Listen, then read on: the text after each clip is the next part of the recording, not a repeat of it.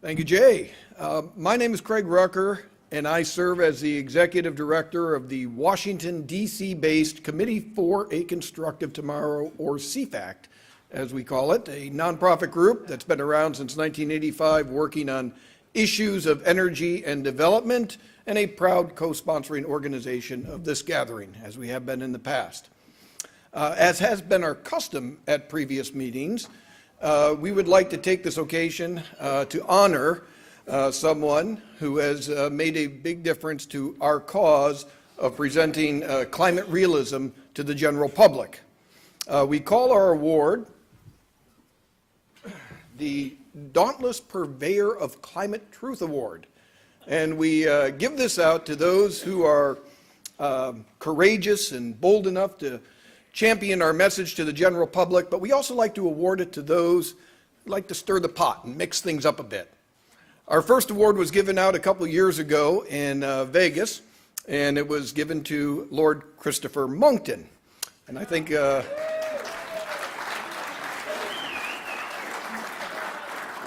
he fits that description well, having jumped out of airplanes with him at 10,000 feet to call attention to Climategate 2 and him sneaking into UN meetings, asking them to break up and being kicked out of the country. He qualified. But this year's recipient is also no less qualified, and we are going to give the award this year to Colonel Walter Cunningham, former Apollo astronaut and a genuine American hero.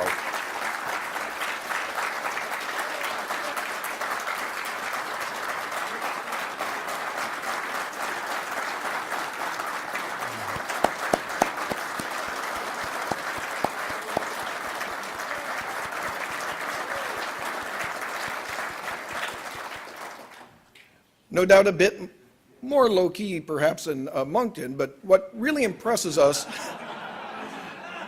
about Colonel Cunningham is, of course, that honestly, he didn't have to do any of this. This was a man who was already he was an Apollo astronaut. He was a legend. He was a man who could have lived out his years with an adoring public, not ruffled any feathers, and just took it easy. But there's something inside of him that wouldn't let him do that. He decided to get acquainted with the likes of the folks in this room, which is a surefire recipe to get yourself in a lot of trouble. And for that, we're eternally grateful because, of course, he's come to the service of his country one more time, this time to speak out on climate science and the corruption surrounding it. Our staff has put together a short video, and we'd like to show it to you that chronicles just a few of the highlights of Walt's life. 5, 4, ignition, GR. Walter Cunningham was born March 16, 1932 in Creston, Iowa. He joined the U.S. Navy in 1951, ultimately retiring with the rank of colonel from the Marine Corps in 1975. On October 11, 1968, Colonel Cunningham made his mark on history by piloting the Apollo 7 spaceflight mission for 11 days. In 1977, he published The All-American Boys, a memoir of his astronaut adventures.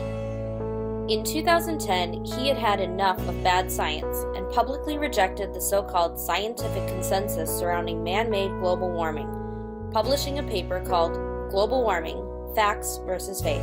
So what's happening is they're picking and choosing the data. They're not looking at the big picture, and it's very disturbing to somebody that's a legitimate scientist, a physicist. In 2013, he joined CFACT's delegation to the UN Conference on Climate Change in Warsaw, Poland. As part of that delegation, he addressed the UN efforts in a widely attended press conference, as well as at a packed university lecture hall at nearby Wazinski University. I can remember back when climate science, it used to be considered a very respected field of science. But about 20 years ago, it began to deteriorate. In 2014, Walt was a featured lecturer at the University of Minnesota Twin Cities. Later in 2014, Walt was again part of a CFACT delegation at the UN Climate Conference in Lima, Peru. Walt took to the skies once more, this time to make the point that climate science isn't settled. In November of 2015, Walt Cunningham, as part of the Right Climate Stuff research team, spoke at an event hosted by the Texas Public Policy Foundation titled At the Crossroads Energy and Climate Policy Summit. For more than 40 years, people have been asking me about how fragile our planet appears from space. And I always have to tell them, really, what I was most impressed about was the beauty of our planet and the fact that we have survived changes in climate for 4.5 billion years. Walt has been a speaker at the Heartland Institute's ICCC conferences in 2010, 2012, 2014, and 2015. Historical data is not just another opinion, and the public should look at the historical data before forming their own opinion. Now, personally, after years of looking, I have not found one piece of evidence that supports the alarmist hypothesis. Since then, Walt has continued to speak out and challenge global warming alarmism, including taking part in a debate on climate change at San Jacinto College in Texas just a few weeks ago. Walt is never without his wonderful wife, Dot, who not only keeps him organized and on time, but who has also unwittingly become quite a climate change expert herself. These two make a formidable team. We at CFACT would like to express our deep gratitude for Colonel Cunningham's selfless contributions in advancing the cause of sound science and human progress.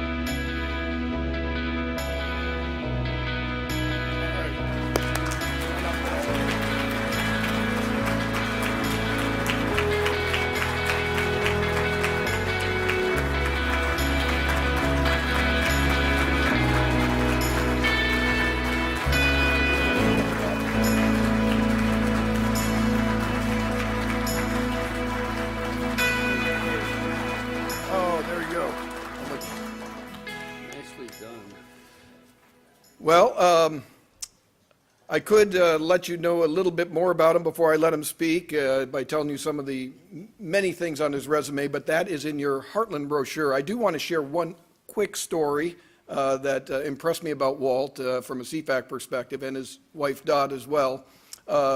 We met Walt first in Warsaw, Poland at a climate change conference over there, and used him effectively to speak to a university, do a UN press conference right at the UN gathering, and he was just wonderful. We invited him the following year to come to Lima, Peru, and he accepted. Of course, for those who have been with CFACT trips, you know there's always a little twist to them. And we said, yes, come with us to Peru. We want you to do something, which is essentially jump off a cliff in the Andes and with a parasail with a banner behind you that draws attention to, I think, Climate Gate 2 at that time. Well, when we got there, and I'm not so sure Dot was happy with this, but we went up into the Andes Mountains to do this particular stunt, and the winds were terrible. We wound up enjoying seeing some good scenery. The sun was out and everything, but we couldn't make our jumps. The professionals who were putting this together wouldn't let us jump in the conditions that they were. After about 2 hours of spending time in the Andes, the winds died down. We were able to give it a try. I was the first one to go. We figured if somebody had to die, I would do it. It was not a pretty scene. That wind dragged me along the ground, took several attempts. I went up there and my landing was not one that would be worthy of an Apollo landing. It was pretty bad. One of our other staff members, Christina, who helped put this together, she took off, and I remember Walt and I looking out and going, she's not making it back, is she? She went off down the valley. We found her in a farm field miles away in the Andes. But when it was Walt's turn to go, he did not hesitate. Nothing fazed him. And the winds were perfect. And he took off and had a fairly smooth landing, much like his Apollo landings. I give you this story for this particular reason because, it's one thing to go out and be bold enough to speak out about climate science and to make your case there. But it takes a special someone who's who's dedicated enough to this cause to jump off a cliff in the Andes Mountains in these conditions, all for the cause of climate realism. That is the definition of a dauntless purveyor of climate truth. Boy, thank you, Craig. I don't know how I can measure up to all the comments I've seen in the last 10 or 15 minutes. But I just do want to thank everybody, you know, for being here. And Joe, I want to thank Joe.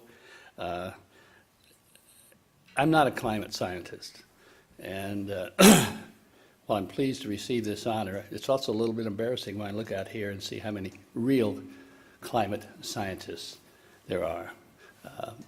What I do, I'm a physicist. I tend to analyze data. And I can tell you this, in the last, I've only been really looking at this stuff for maybe 10, 12, 15 years. I have not found one single bit of data that would support the cause, you know, that says that we're warming the temperature of the Earth. So I just think it's a crazy kind of thing, and that's what I really talk about. And I don't have a lot of time here, but I want to add one more bit of data to Jay, what you had up there. Data that probably nobody else in here realizes unless they saw one of my presentations. Yeah, you were sitting down here right now at 400 parts per million, the CO2 level right here, not here. Inside of here with all these people, it's probably 800 or 1,000 parts per million. Back in Apollo 7, which was, my God, 48 years ago, we were breathing 100% oxygen, exhaling carbon dioxide, of course, so we had a system in there that would have these little units that we'd have to change from time to time. And if we forgot, an alarm would go off. That alarm went off once during our 11 days, and it went off at 3,000 parts per million. That's what it was set at during Apollo. Went on to, you know, the shuttle. The shuttle, I think they started off at, I don't know what it ended up with. I think they started off at 10,000 parts per million. The space station today is sitting at either 7,000 or 5,000 because they're taking that back and forth. That's because you see you're breathing in this 100% oxygen, you're exhaling carbon dioxide. One more, a little bit of data on that is, you know, we now have submarine-launched ballistic missiles, and those submarines can stay out there and can stay submerged for up to 4 months, something like that. And of course, there's a lot of carbon dioxide there too, so they have an alarm system. That alarm system goes off at 8,000 parts per million. I only mention this so you feel a little bit more comfortable about the kind of stupid levels that they're trying to make people do today. Just thank you here for the honor, and I appreciate this very much. Thank you.